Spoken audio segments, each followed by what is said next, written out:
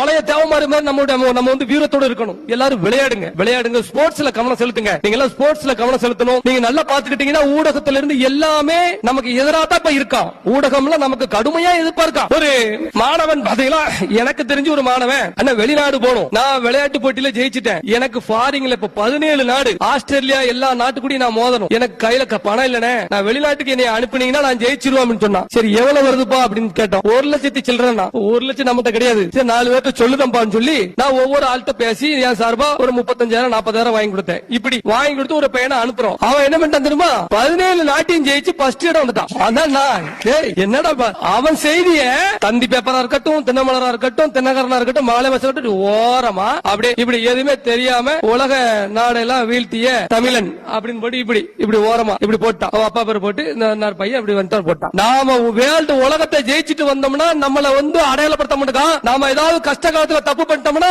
அவன் நம்மள வந்து அப்படியே பெருசா அடையாளப்படுத்துறான். இவன் இன்னமும் திருடிக்கிட்டு தான் இருக்கிறான், இவன் தான் அந்த சாதி இப்படின்ட்டு. அப்ப அது உளவியல் ரீதியா நம்மள சாக்குறான். உங்களுக்கு அதை மட்டும் பெருசா போடுவான். நார்த்தவர் மவன் தப்பு பண்ணா அப்படின்னு, இந்த மவன் ஜெயிச்சான்னு போட மாட்டான். அதனால உளவியல் ரீதியா நம்ம எல்லாத்துக்கும் மிகப்பெரிய ஆபத்து நடந்துகிட்டு இருக்கு.